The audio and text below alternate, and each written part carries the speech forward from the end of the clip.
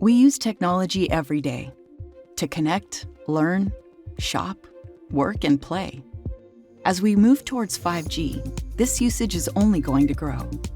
But could we do more? Can we use it to make the world a better place? Health and well-being are more important than ever.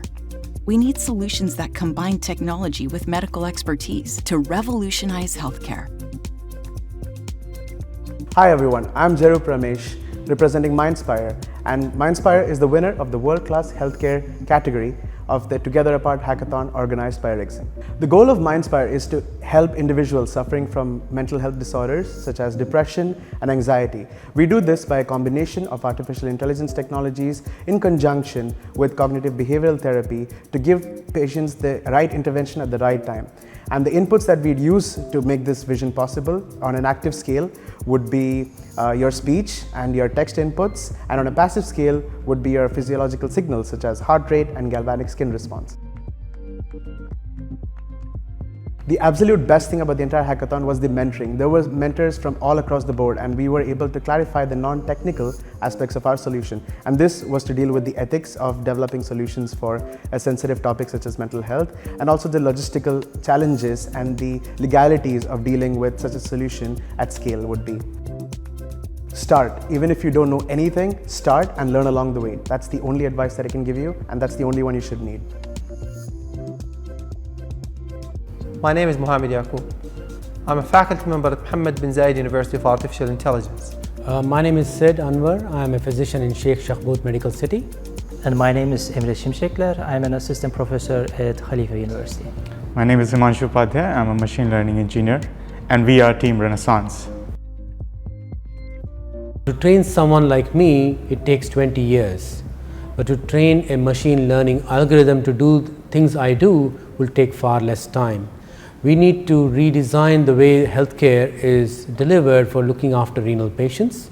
Our solution is implementing latest AI solutions, use of medical IoT devices like handheld ultrasounds to do a lot of what I do, democratize that, de-skill the user so they can use an application to help diagnose, manage and treat patients with kidney disease worldwide. So the UAE Together Apart Hackathon conducted by Ericsson and Ministry of Economy was a great experience for all of us, and the mentors were supported throughout the journey. In just 48 hours time, we built a product which we are building further, and we also created a website for that. We also created a very good pitch deck, and before the hackathon we didn't have any idea about creating the business model, how to create a pitch deck in just 3 minutes, pitch deck for 3 minutes. But with the help and support of the mentors and the people involved in the hackathon, we were able to come up with a very good pitch deck in the end. Great ideas and great minds are everywhere, but without having the right support, it's very hard to see their ideas become a reality.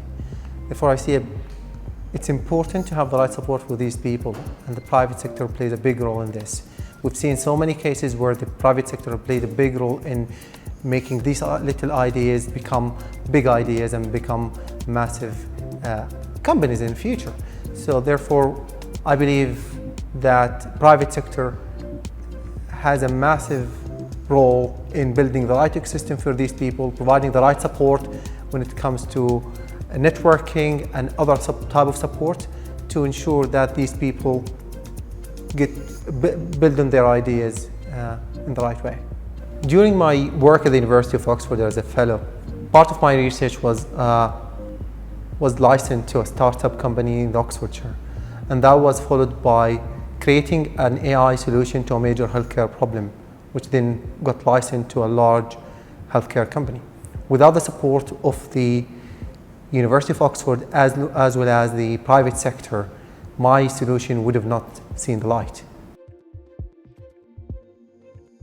Yeah, I think first of all they should really understand what the problem is that they try to solve. So they should really need to find a problem that will add value to their customer. In our case, whatever we do, we try to understand what we will add value to our patients, as well as the healthcare providers. Everyone everywhere should be able to access the education they deserve. and have learning experiences that are interactive, immersive, and engaging. Hi, my name is Maya. And I'm Natasha. And I'm Raisha. And we are Team Insights. So our team's solution is focused on improving the educational experience for students and instructors alike. As students, we suffered from the fact that due to online learning, we couldn't actually give instructors a feel of how we feel about everything that's going on in class, whether we're understanding, whether we're interested in the material. All of this was lost due to the virtual environment. Even instructors suffered from tailoring their teaching methods accordingly. So we decided to incorporate AI, in which it would capture the emotions of students, and based on that, it would categorize them into positive, negative, and neutral emotions. Now, a report would be developed in real time, and it would be sent to the instructors. Based on that, the instructors would incorporate this feedback, and they would use it to tailor their teaching methods, maybe raise a question, give a joke, give a break, and in this way, it would develop a better environment for students and instructors alike. The best thing that we've learned through the hackathon experience was looking into areas of improvement in our project, knowing how to ask the right questions, and taking constructive criticism in a way where we can actually put it into the project and develop it. And we found that the areas of improvement that we had in our project was creating a business model which did not exist before we've entered the hackathon, and as well as creating a better user experience that is more intuitive based on the feedback that we've received through the hackathon. So our message would just be a reminder that your innovation has the potential to create a positive impact, and you need to work towards creating a sustainable future and adding values to that. So you are actually a fundamental source of knowledge-intensive solutions to address challenges in our society, in our economy, in our environment. So you need to be clear about what your motivation is and constantly remind yourself of it. Are there fair, safe ways to connect citizens in emergencies and manage crowds and events while protecting their privacy? Let's find out. Hello, my name is Alia. I'll be representing Haya, which includes Rohan, Samarth, and Hamad. So Haya is a sensing app that will detect emergencies, and it will then contact the authorities. So Haya app could be downloaded on phones and smartwatches, and then we'll be using the sensors to detect some accident and emergencies from the environment. So basically we'll use IoT, Internet of Things, which will detect the emergency by using the sensors, by gathering the data. And then we'll go to the AI, artificial intelligence, which is basically used to classify the accident. So it will classify the accident, and then it will contact the authority. So what do we mean by that? Let's say, for example, I had a car accident. IoT will detect that accident, and then it will take it to the AI. AI will check the database, and it will check that, okay, this is a car accident, I should contact the police and the ambulance. And then after that, we have two interfaces. One is for the insurance provider, and the other one is for the hospital systems. So for the insurance provider, basically, it will help them to predict more the future issues, which will help them to implement a new process. And then for the hospital systems interfaces, they will have live updates about what are the insurance companies are doing. So they will be able to take the process of insurance claims faster, which will give the user a smoother recovery, basically, a smoother journey of recovery. So what we are aiming for basically is to support human beings during their critical times. So first of all, it was a really great opportunity to be part of such a company, which is Ericsson. And then the second point is that I have met new students, which I've never worked with them.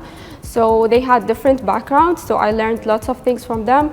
And I got the opportunity to understand different perspectives and manage my time, where we had a short period of time to complete the task. Whoever have a dream or an idea, just don't be afraid to start and don't be afraid to fail, because it's just part of the journey of success. About 70% of new economic value over the next decade will come from digitally enabled business models. That's a lot of potential to tap into.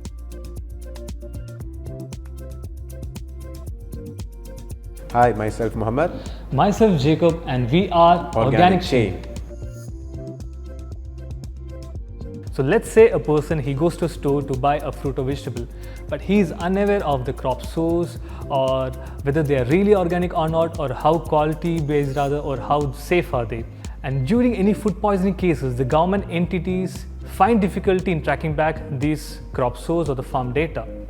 So we begin our solution by providing the IoT-based sensors to these farmers, so that they can have real-time analysis of the climate predictability, soil moisture conditions, etc., giving a better yield of crop.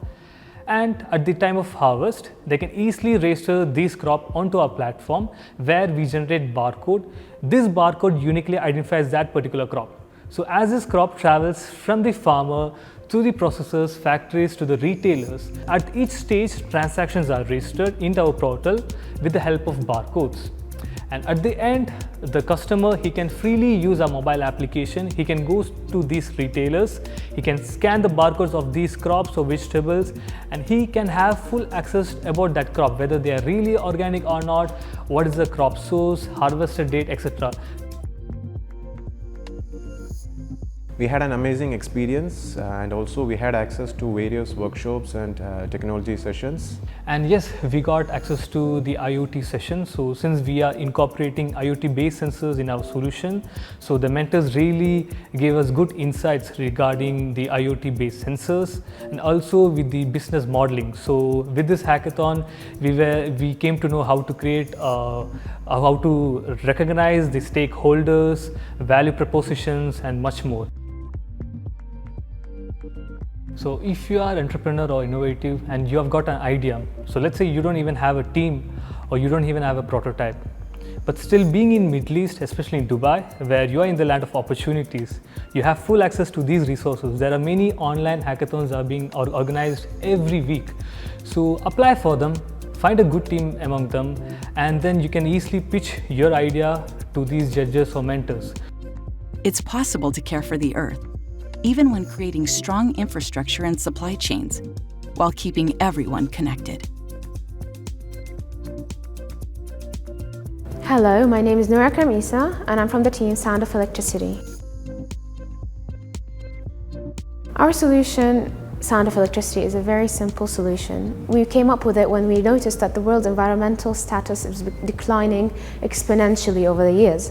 So we decided to reduce the amount of stress on the world caused by pollution and human beings in general, and tried to make the best solution there is. So we came up with the Sound of Electricity.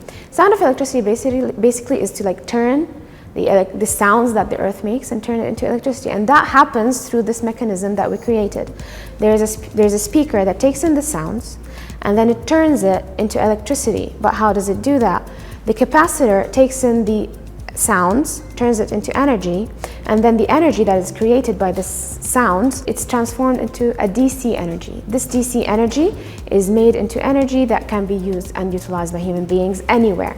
Now, our project was specifically aimed at airports and aviations, but then we decided to expand it and make it into a project that can be used anywhere, everywhere, and utilized and adaptive to every single situation there is. So basically, this is Sound of Electricity, and I hope it could be part of our future. The main thing we learned is teamwork, and then teamwork. Without teamwork, nothing can be achieved.